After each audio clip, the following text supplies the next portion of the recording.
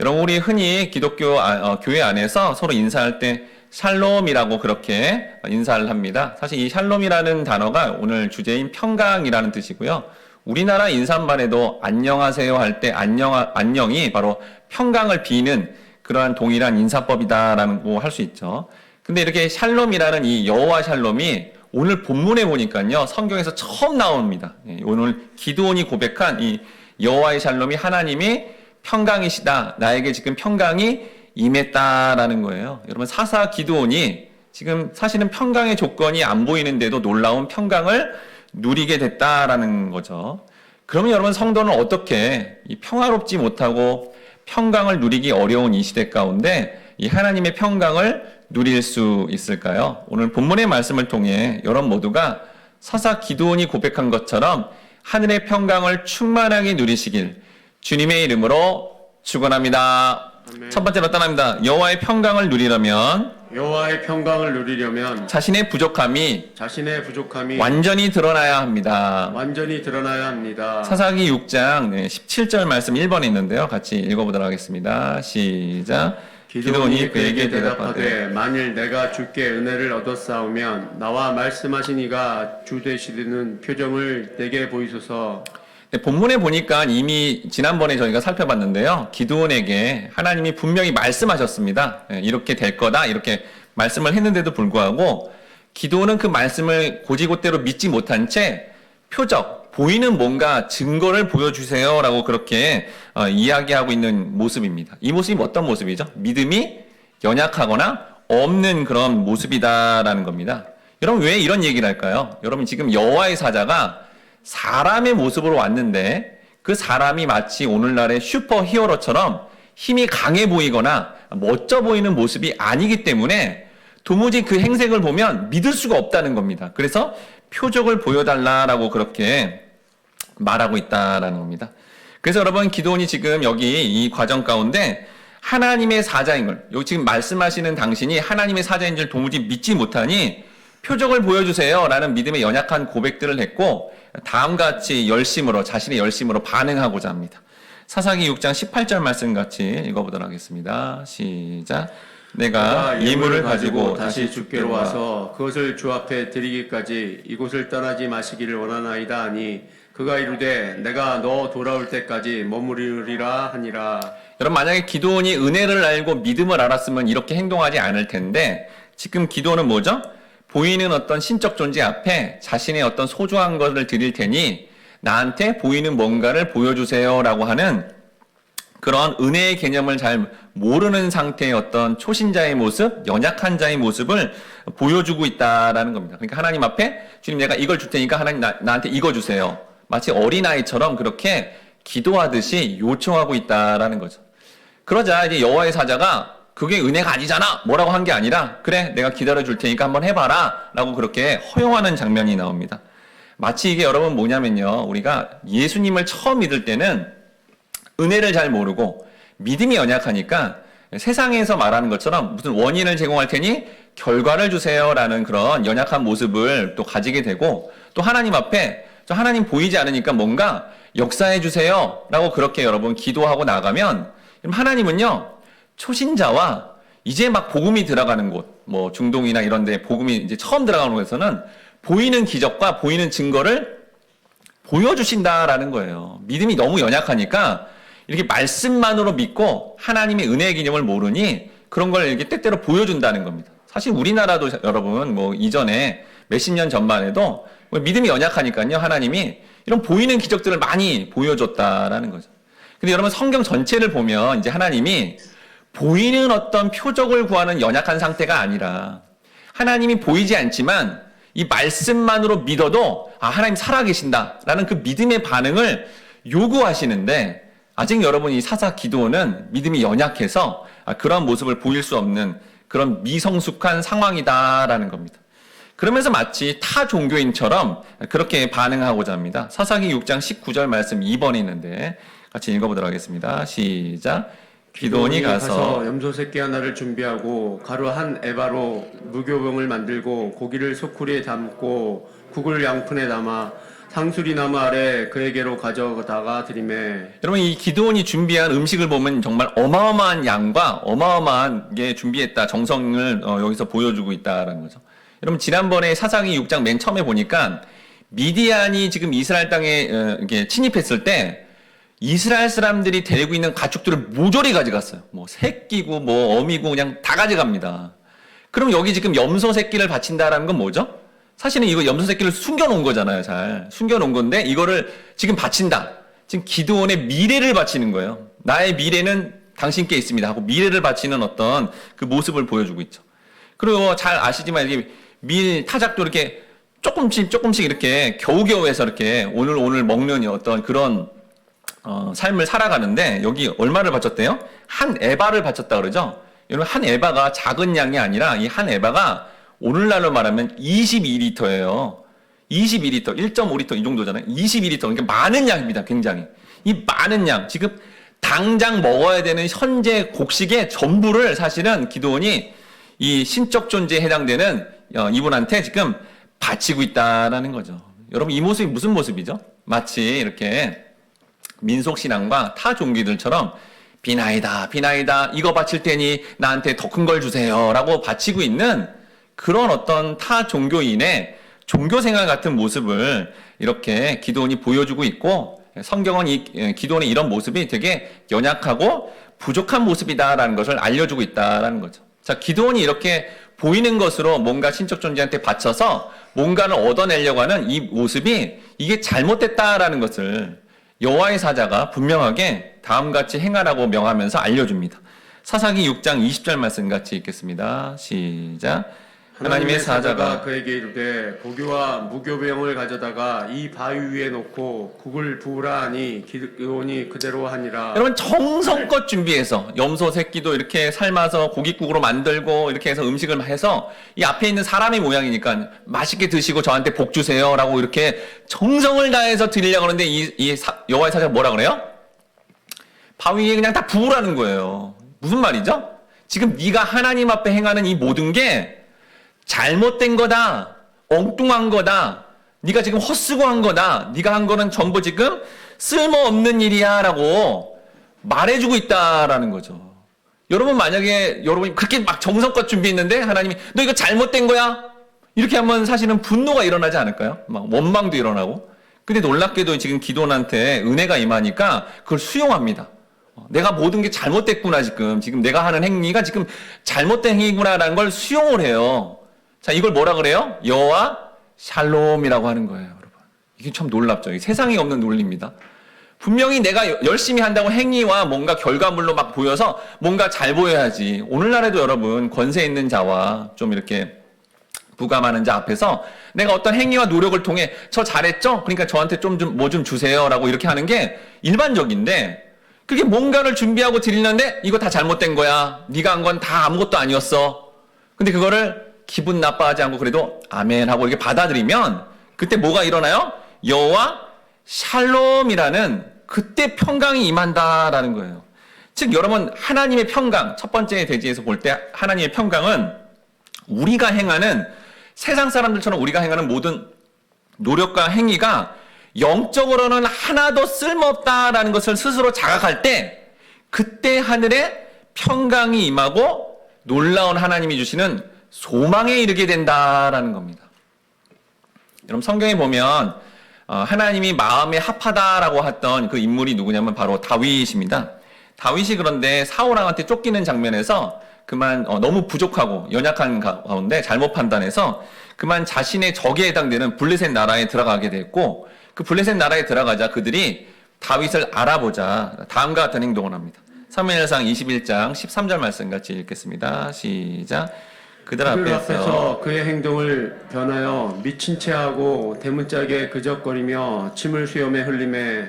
여러분, 사실 다윗은 그 당시에 이스라엘의 영웅이었습니다. 또한 이게 소문이 나서 블레셋에서도 야, 정말 유명한 사람이다 그렇게 여겼다라는 거죠.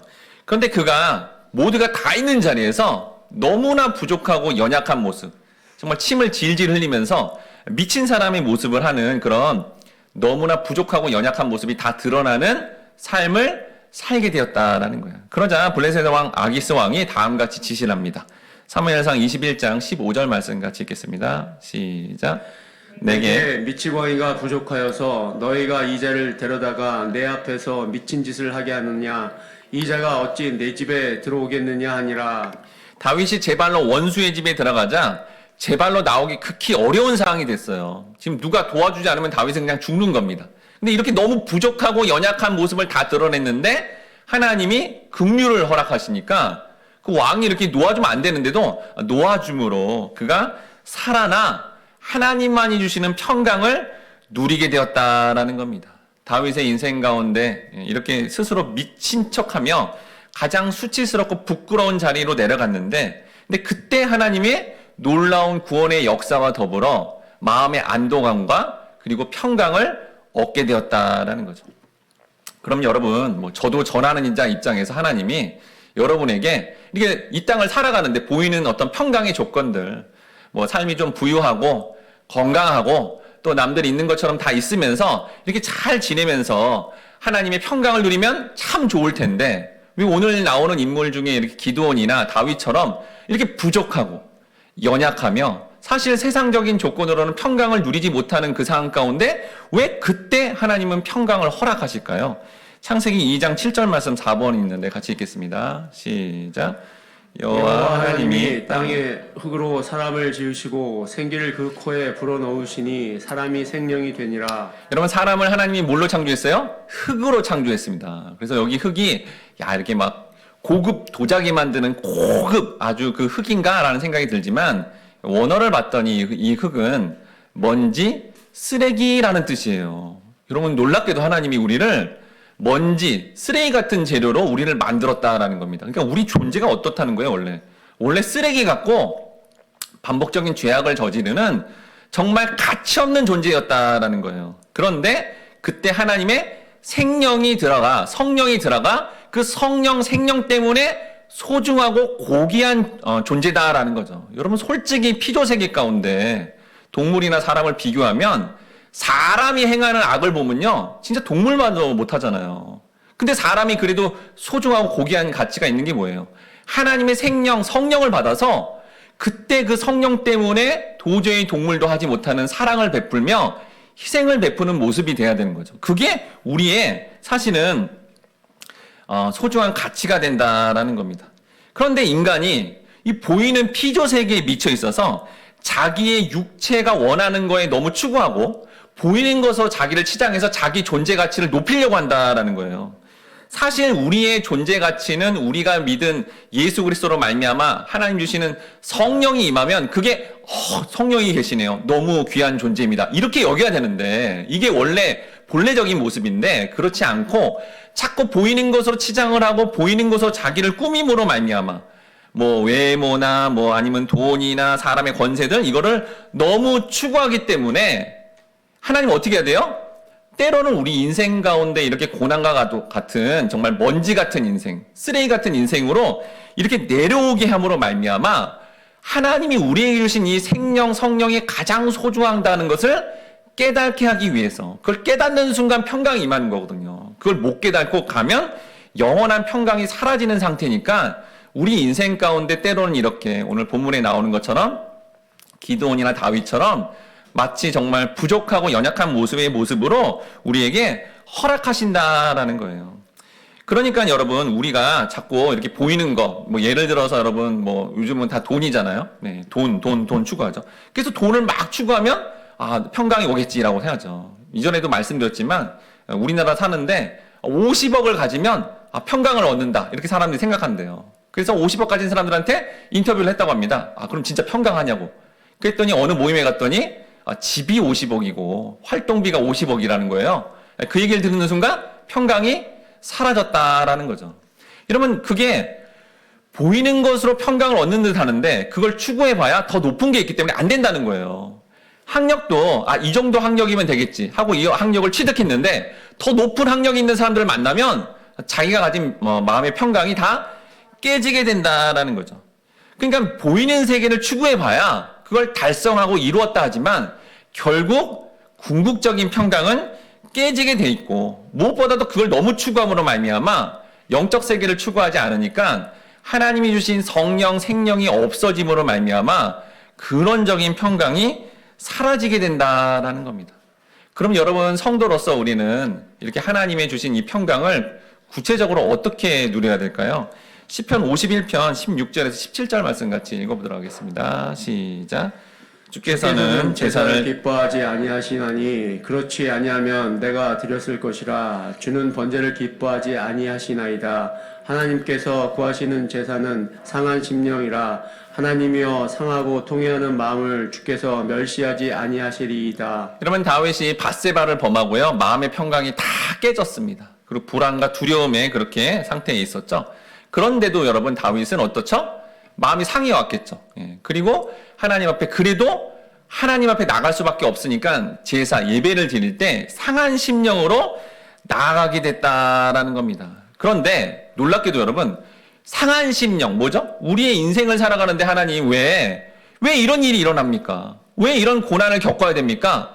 이거 하나님 주권이라는데 왜 이런 걸 겪어야 돼요? 너무 마음이 상해 오는 거예요. 상한데 어디 갈 데가 없어요. 예. 이 상한 마음을 가서 다른 사람한테 상담 받아봐야 그 사람이 또 상담해 주는 것 때문에 또 마음이 힘들어집니다. 그래서 우리는 어떻게 해요? 상한 마음이 일어나도 결국 어떻게 하죠? 하나님 앞에 나아간다는 거예요. 그런데 그때 하나님이 이런 마음이 상하면 아우 하나님도 싫어. 아, 또 이런 삶을 왜 허락하는 거야? 이러면서 이럴 텐데 근데 그 상한 마음을 가지고 그래도 아버지밖에 없어요. 그래도 하나님밖에 없어요. 이렇게 나가면 그때 놀라운 큰 은혜를 줘서 그 상한 심령으로 하나님 앞에 나가기만 하면 하늘의 평강과 하나님의 직접적인 위로를 받는다라고 지금 여기 다윗이 그렇게 고백한다라는 거예요. 우리의 삶에 아까 말씀드린 대로 원초적으로 흙, 먼지 같은 존재인데 자꾸 보이는 걸 막 추구해서 그걸로 존재 가치를 여기려다가 오히려 하나님 앞에 그게 진리가 아니어서 비참한 삶이 되어도 그래도 하나님밖에 없어요 하고 나가면 희한하게 하나님이 그때 놀라운 하늘의 평강, 여호와 샬롬을 우리에게 허락하신다라는 겁니다. 본문의 여러분 기도는 자신과 자신의 민족의 삶에 피폐함을 겪었습니다. 굉장히 힘들고 어려운 걸 겪었죠. 그래서 하나님이 원망했잖아요. 원망스럽고 자기는 또 극히 약하다고 핑계를 댔습니다. 또한 여기 신적 존재한테 자기가 보이는 것들을 다 가져와서 막 곡식과 뭐 염소 새끼와 미래와 현재를 다 바쳤는데 바치면 뭔가 하나님 딱 뭔가 해줄 줄 알았는데 그것도 안 해주시고 그냥 바위에 다 부어버려. 그런 정말 너무 보이는 것들에 대해서 너무 실망과 허무함을 느낄 수밖에 없는 상황이 되었죠. 그럼 기도원 입장이 어떻게 해요? 뭐 이런 하나님이 다 있어?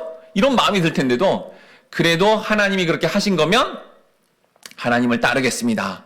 라고 그렇게 고백을 했더니 여러분 성경에서 최초로 여호와 샬롬이라는 그 샬롬이 드디어 임하게 되었다라는 거예요.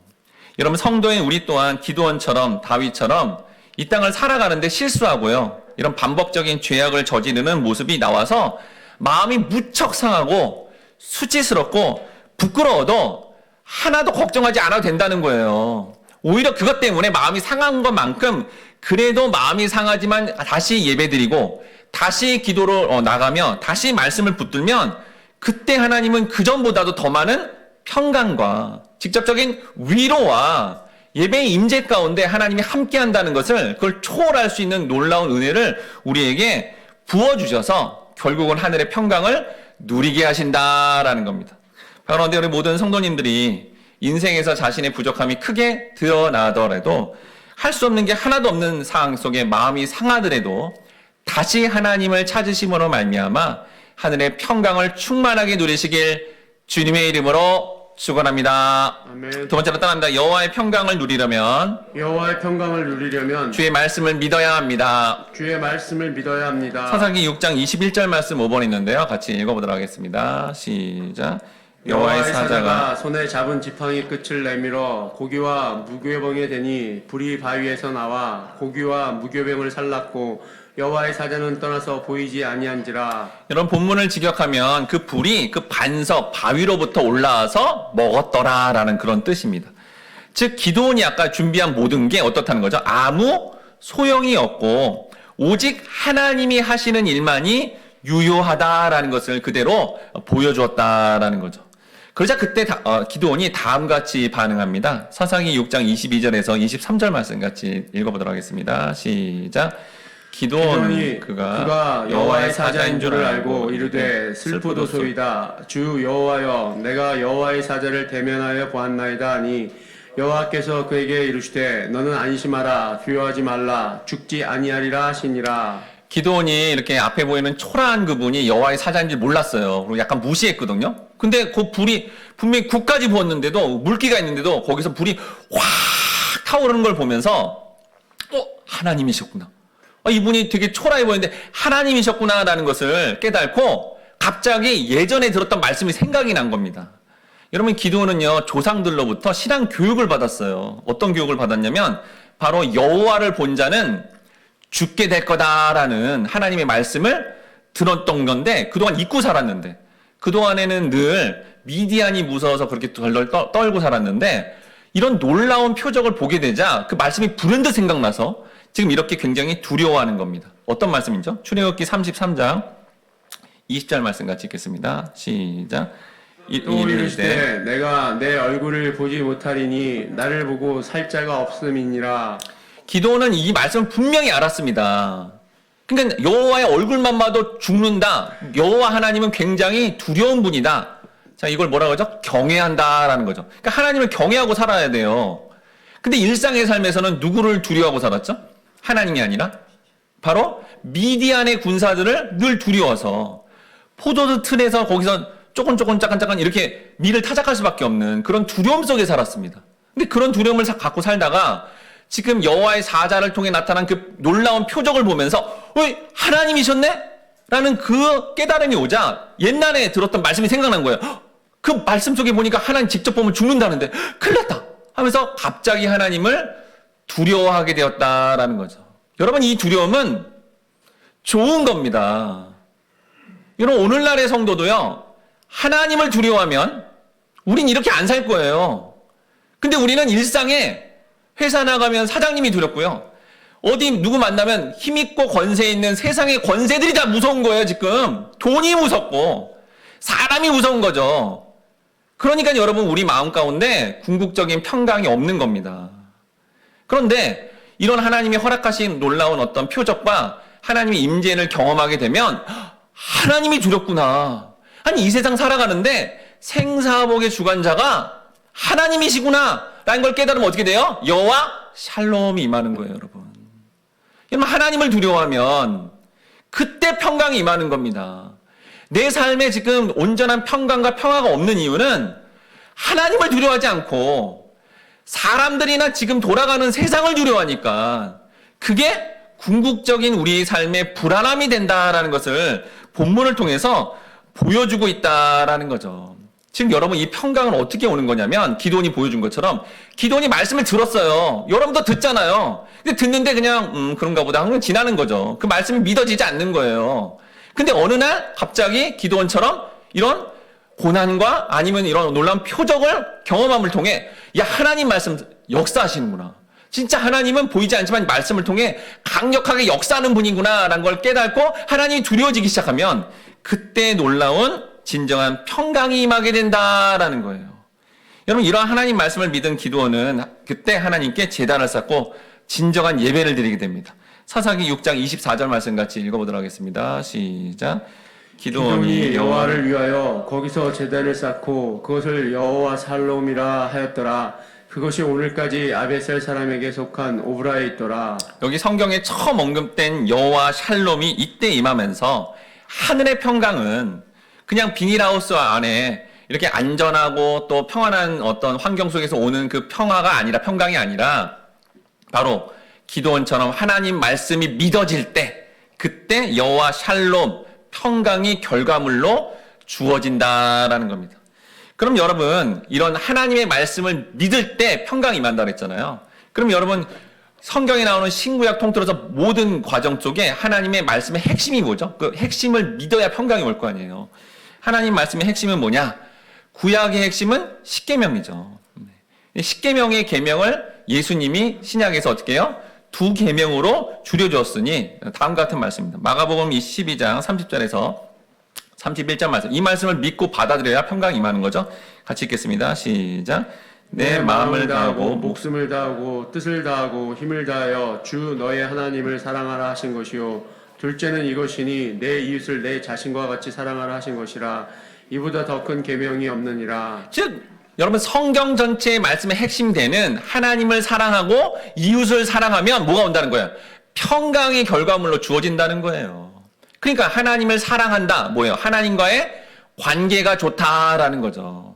여러분이 만약에 하나님에 대해서 하나님 이게 뭐예요? 불평하고 하나님 왜 이래? 그러면서 하나님을 원망한다면 관계가 틀어진 거죠.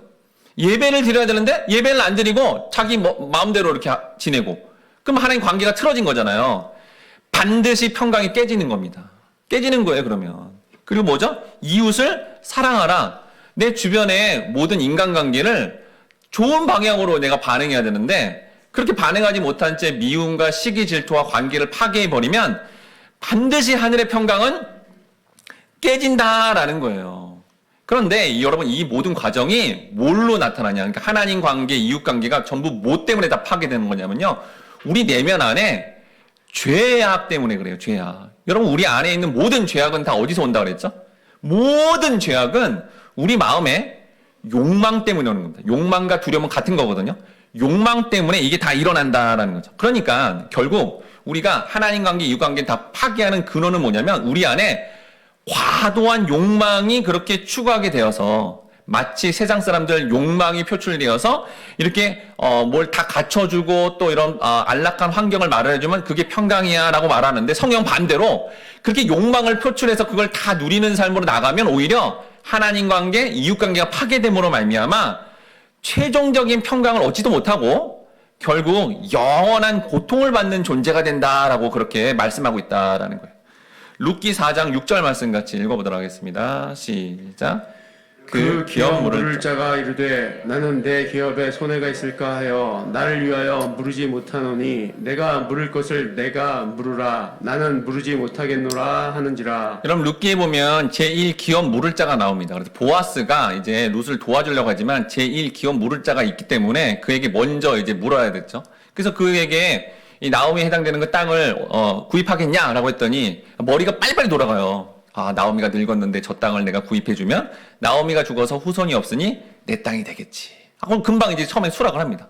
근데 이제 보아스가 뭐라냐면 며느리가 같이 왔는데 룻하고 결혼해서 후손을 낳아야 된다. 또 머리가 확 돌아가요. 그러면 분명히 아들을 낳을 거고 그러면 그 아들에게 그 땅이 물려가니까 나한테 손해야. 안 하겠습니다. 금방 빼는 거예요. 금방. 여러분 이런 사람들 오늘날에도 있죠. 네. 딱 보고 이익이 된다. 그럼 쓱 들어갔다가 이익이 안 된다. 싹 빠지는 걸 너무 잘하는 거예요. 오늘날에 뭐 주식이나 가상화폐나 어디 뭐 할 때 싹 들어가서 버는데 이거 아니다 할 때 싹 나와서 금방 이렇게 정말 그런 것들을 처세술을 잘 해가지고 잘하면 어떻게 되죠? 돈을 많이 벌죠. 네. 그리고 이렇게 부유해지고 사람들이 보면 야, 저 처세술이 대단하다. 부럽다. 어떻게 저렇게 이익할 때 저기 쭉 들어가서 싹 이익을 하다가 또 손해볼 거니까 어떻게 또 센스가 좋아서 싹 빠지네. 야, 부럽다. 평화롭다. 야, 정말 부유하다. 참 좋다. 우린 이렇게 평가하죠. 그렇지만 성경은 뭐라 그래요? 이렇게 처세술이 좋은 기업 물을 자에 대해서 성경은 다음과 같이 평가합니다. 룻기 4장 1절 말씀 다 함께 읽어보도록 하겠습니다. 시작. 보아스가 성문에서 올라가서 거기 앉아 있더니 마침 보아스가 말하던 기업 물을 자가 지나가는지라 보아스가 그에게 이르되 아무개여 이리로 와서 앉으라 하니 그가 와서 앉음에. 자, 성경은 이 기업 물을 자의 이름을 뭐라 그래요? 아무개여라고 되어 있어요. 여러분 여기 동네가 무슨 동네예요? 베들레헴입니다. 작은 동네예요. 아니 며느리 둘째 며느리 오르바까지 이름을 작성한 룻기 저자가 이 지금 기업 물을 자 거기서도 뭔가 유지처럼 이렇게 잘 지내는 사람인데 이름 몰랐을까요? 이름 압니다. 근데 성경이 의도적으로 여기 아무개 원어적인 뜻이 뭐냐면 정확한 이름을 꺼릴 때 쓰는 이름이에요. 그러니까 이 아무개 처세술 좋고 세상 사람들이 보기에는 굉장히 부유하고 센스 있고 좋아 보이는 그 사람은 성경이 볼 때는 하나님 나라에 합당하지 않다는 거예요. 왜요? 하나님의 말씀 율법에 의하면 자기 친족 중에 어렵고 힘든 사람은 도우라 그랬어요. 근데 이는 도움은 손해니까 싹 빠진 거잖아요. 말씀을 불순종한 거잖아요. 믿지 않은 거잖아요. 합당하지 않다는 겁니다. 뭐죠? 하나님을 못 간다는 거예요, 이게. 이걸 그대로 보여주고 있다라는 겁니다. 하나님 나라에 합당하지 않는 존재가 이런 존재다라는 것을 정확하게 보여주고 있다라는 거죠. 그러니까 여러분, 이 세상에 추구하는 모든 좋은 것들을 그걸 너무 욕망을 해서 추구하는 자들은 결국 하나님 관계, 이웃 관계를 다 파괴함으로 평화롭게 보이지만 영원한 평강이 없다라는 것을 선언해주고 있다라는 겁니다. 이걸 아주 직설적으로 설명해주는 성경이 바로 요한계시록입니다. 요한계시록 18장 12에서 13절 말씀 같이 읽어보도록 하겠습니다. 시작. 그 상품은 금과 은과 보석과 진주와 세마포와 자주옥감과 비단과 붉은 옷감이요 각종 향목과 각종 상아 그릇이요 각종 나무와 구리와 철과 대리석으로 만든 각종 그릇이요 계피와 향로와 향과 향유와 유향과 포도주와 감람유와 고운 밀가루와 밀이요 소와 양과 말과 수레와 종들과 사람의 영혼들이라. 여러분, 요한계시록 18장에 보니까 최종적으로 멸망당하는, 최종적으로 영번에 처하는 그 사람들이 추구하는 6가지가 있대요. 잘 보면요, 솔직히 우리가 다 좋아하는 겁니다. 근데 여기 이걸 분별력 있게 잘 봐야 되는데 뭐냐면, 여기 보니까 너무나, 그러니까 그냥이 아니라 너무나 비싼 보석, 너무나 비싼 옷, 너무나 비싼 인테리어, 너무나 비싼 향수, 너무나 비싼 음식, 또한 사람을 가축처럼 종처럼 부리는 자는 천국에 합당하지 않다는 거예요. 여러분, 이 말씀을 모르고 우리도 그걸 전부 추구하고 있다. 그럼 정말 자신을 돌아봐야 된다라는 겁니다. 이게 영원한 벌이다라는 거예요. 물론 여러분, 어쩌다 한번 이렇게 1년에 한번 맛있는 거 먹거나 뭐 몇 번을 먹거나 이렇게 뭐 선물로 뭘 받아서 그런다고 그게 천국 못 가고 지옥이다라는 건 아니에요. 그냥 그거는 정말 은혜로 주어진 거죠. 그때 하나님 은혜를 누리면 됩니다. 근데 매일 추구하면 이거를, 매일 나는 이 정도의 음식과 매일 나는 이 정도의 옷을 매번 입어야 된다. 그러면 여러분 천국에 합당하지 않다라는 거예요. 그런데 지금 6개 열거한 게 지금 요한계시록 시대상에서만 적용되는 게 아니라 오늘날도 마찬가지잖아요. 오늘날 현대사에서도 지금 제가 열거한 6가지를 다 추구하려고 그러잖아요. 근데 그 추구하는 모습이 어때 보여요? 그런 걸 다 갖추면 부유해 보이고 평화롭게 보이고 평강으로 보인단 말이에요. 근데 여러분이 이 말씀을 이제 알았잖아요. 알아서 그걸 봤을 때 이전에 알지 못할 때는 부럽다. 나도 저렇게 살면 좋겠다. 나도 저렇게 저걸 다 누리면서 살면 참 좋겠다 하면 말씀을 모르는 건데, 말씀을 알아버리면 마음이 이제 바뀌죠. 야, 저것만 저렇게 매번 추구하면 저게 마지막 영벌 평강이 전혀 없는 상태인데 어떡하지? 불쌍하다. 이 말씀을 몰라서 저걸 끊임없이 인생 내내 추구하네. 근데 너무 추구하고 가진 게 많으니까 조언을 해줄 수가 없네. 참 불쌍하다 라고 여기면 어떻게 되는 거예요? 여호와 샬롬, 그게 평강이다라는 겁니다. 여러분, 이런 평강을 근데 처음부터 누리지 못해요. 여러분, 성도도 우리도 저 정도 갖추고 저 정도 하면 부럽다 이렇게 한단 말이에요. 근데 그걸 따라가려고 합니다. 우리도 그렇죠? 따라가려고 해요. 따라가면 어떻게 되죠? 비참한 삶을 겪어요. 이제 희한하게 성도인데 똑같이 따라가잖아요. 그럼 하나님이 그대로 안 둔다니까요. 인생 가운데 비참한 일들을 겪게 해요. 그러면서 깨닫죠. 그게 아니었구나. 하나님 말씀이 허락한 이게 평강이고 이게 복이었구나라는 걸 깨닫게 되면 이제 주변의 사람들, 그걸 추구하는 자들에게 그렇게 권면하게 되고 방향을 바꾸라고 이제 나누는 삶이 된다라는 거예요. 여러분, 이 삶을 추구한 대표적인 구약의 인물이 누구냐면 바로 야곱입니다. 야곱. 네. 야곱이 그렇게 정말 욕망이 너무너무 컸잖아요. 그래서 형도 속이고 아버지도 속이고 전부 속이는 인생을 통해 가족 관계가 다 깨졌습니다.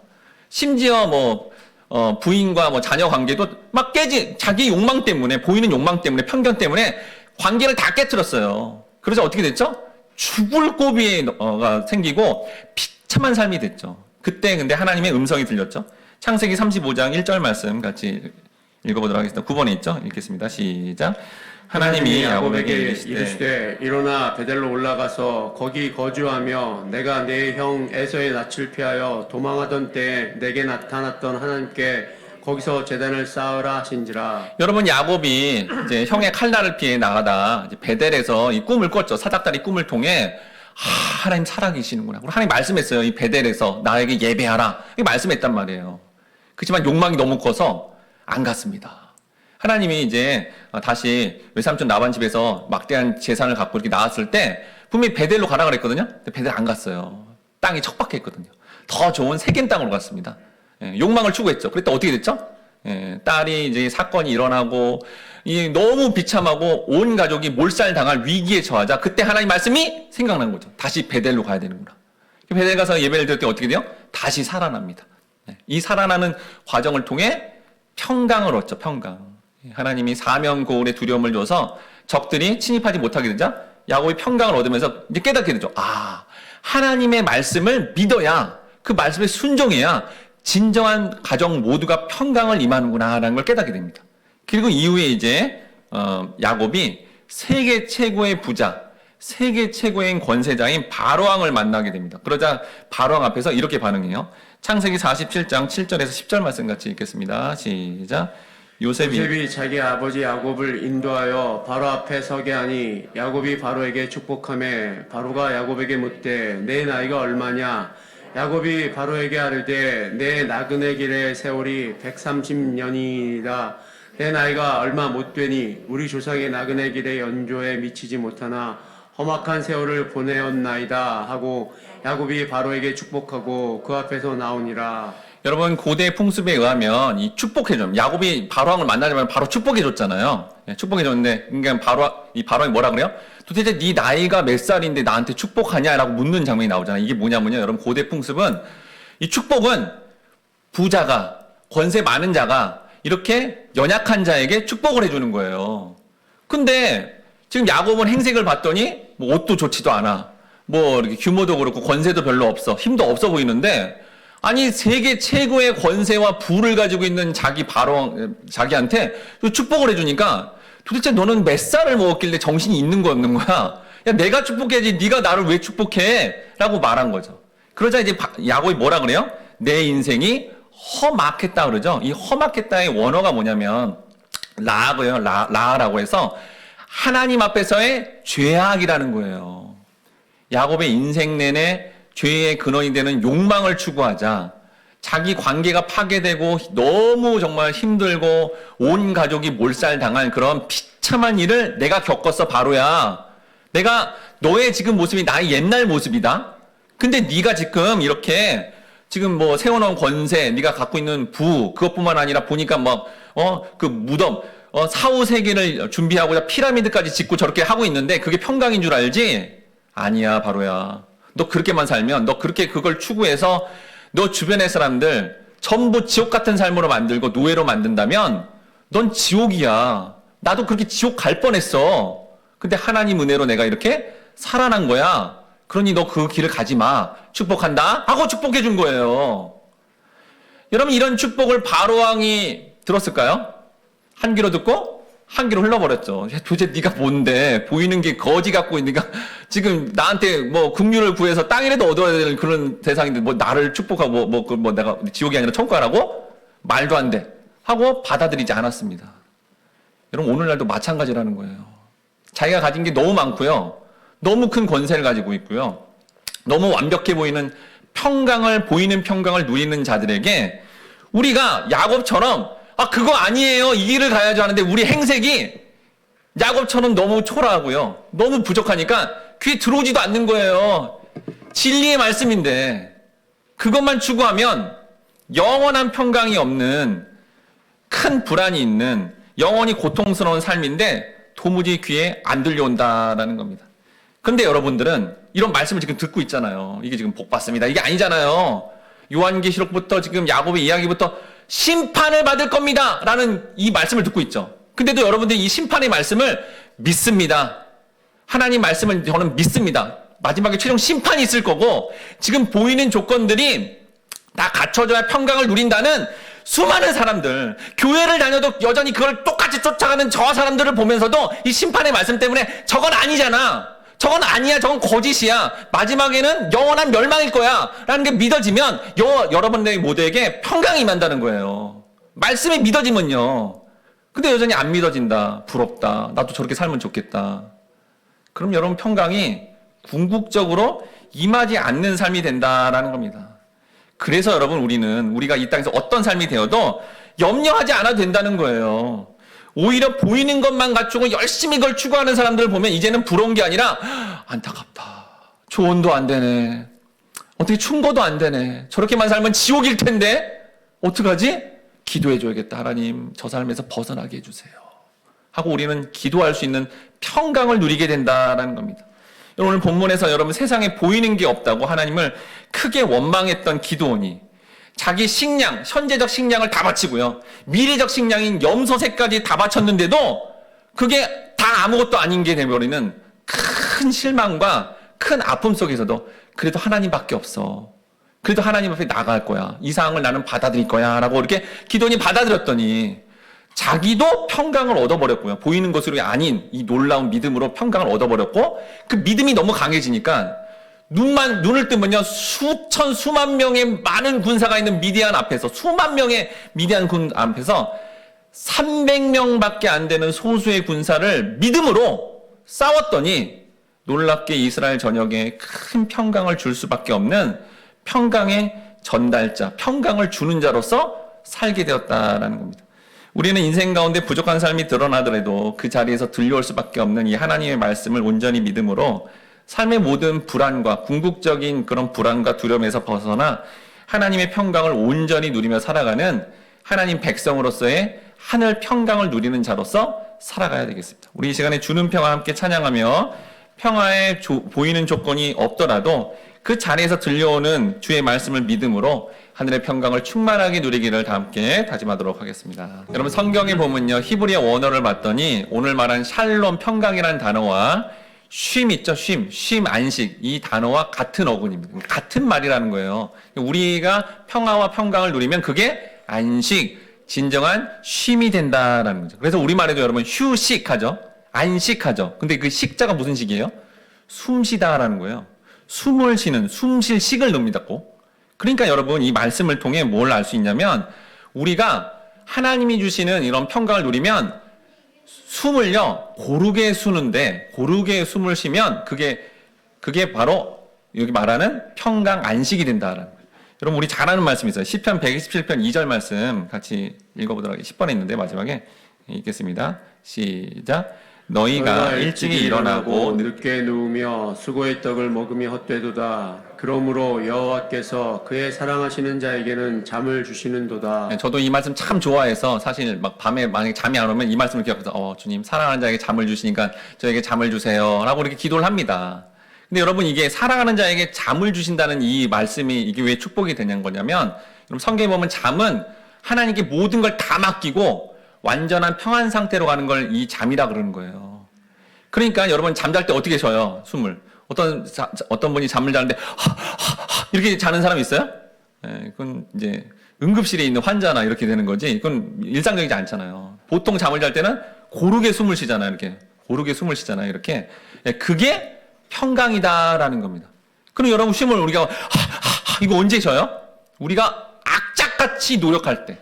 악착같이 아집과 고집을 가지고 막 뭔가를 내가 해보려고 할 때는 막 거친 숨을 쉬는데 성경은 그걸 뭐라 그래요? 그건 쉼이 아니야. 왜요? 하나님께 맡기지 않고 있거든요. 근데 우리가 하나님께 완전히 맡기면 마치 완전히 맡기고 잠을 자면서 이렇게 고른 숨을 쉬는 게 완전 맡겼을 때 오는 하늘의 뭐예요? 평강, 쉼, 안식이다라는 겁니다. 그러니 우리의 삶에 여러분의 인생의 문제와 모든 것들을 하나님께 맡겨버리면 고른 숨을 쉬게 해서 마치 잠을 자는 것처럼 안식을 누릴 수 있다라는 거예요. 근다고 여러분 예를 들어서 학생인데 하나님께 모든 걸 맡깁니다. 잠만 잔다. 그러면 안 되죠, 여러분. 개인적으로 해야 될 일은 하는 거예요. 학생으로서 열심히 공부하고 목회자는 또 말씀을 연구하고 뭐 이렇게 회사는 회사 열심히 해서 열심히 하는데 근데 여러분 인생을 살아보니까 알죠. 네. 뭐 어린 학생들은 공부만 하면 되는데 인생을 살아보면 인간관계는 아무리 노력해도 안 됩니다. 그렇잖아요. 이런 뭐 코로나나 이런 환경, 국제 정세 뭐 아무리 우리가 노력한다고 돼요? 안 되잖아요. 그러니까 내가 하는 일 외에 모든 것들을 하나님께 다 맡겨버리면 진짜 믿음으로 맡겨버리면 그때 고른 숨을 쉬게 해서 우리로 하여금 평강을 누리게 한다라는 겁니다. 여러분 모두가 이렇게 인생에서 노력해도 안 되는 사항을 모든 것을 주님의 처사에 모두 맡기시고 가쁜 숨을 내쉬는 그런 삶에서 벗어나 이제 하나님께 맡긴 자로서의 하늘의 평강을 누리는 삶으로 살아가.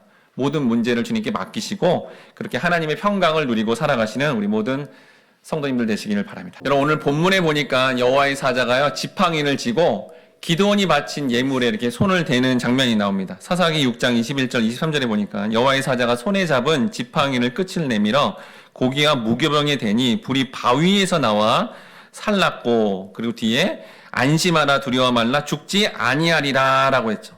여러분, 이걸 활자로 보니까 그냥 그런가 보다 하는데, 여러분 만약에 여러분이 기드온이라 그러면 얼마나 마음이 상할까요? 예.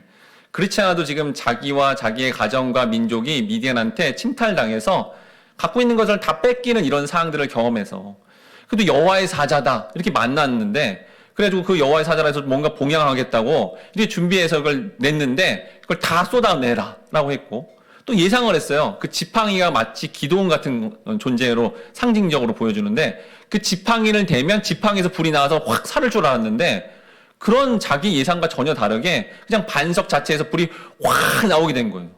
그래서 어떻게 됐죠? 나 이제 죽게 됐네. 여러분, 이런 상황이 뭐죠 지금? 성도로서 이 땅에서 하나님 사랑, 이웃 사랑이라고 말씀을 기억해서 순종을 했더니, 근데 희한하게 점점 더 가난해지는 거예요. 그런 삶을 사는데 점점 남들에게 무시를 당하는 거예요. 가진 게 없고 갖춘 게 없어서 자꾸 비교평가를 당해가지고 너무너무 마음이 상해오는 이 모습. 이게 지금 본문의 여러분 기드온의 모습이에요. 그래도 뭔가 좀 해보려고 하는데도 하나님도 다 쓸모없는 거였어? 이렇게 얘기해버리면 마음이 무척이나 상해온다라는 겁니다. 마치 여러분 탕자의 비유에서 둘째 아들이 그래도 아버지께 뭔가 잘해봐야지 하고 이렇게 갖고 나갔다가 돼지 지엽 열매나 먹고 비참한 삶이 됐는데 어디 갈 데가 없는 거예요. 어디 갈 데가 없는 거예요. 뭘 시도해도 안 되는데, 그래도 어떻게 해요, 나는?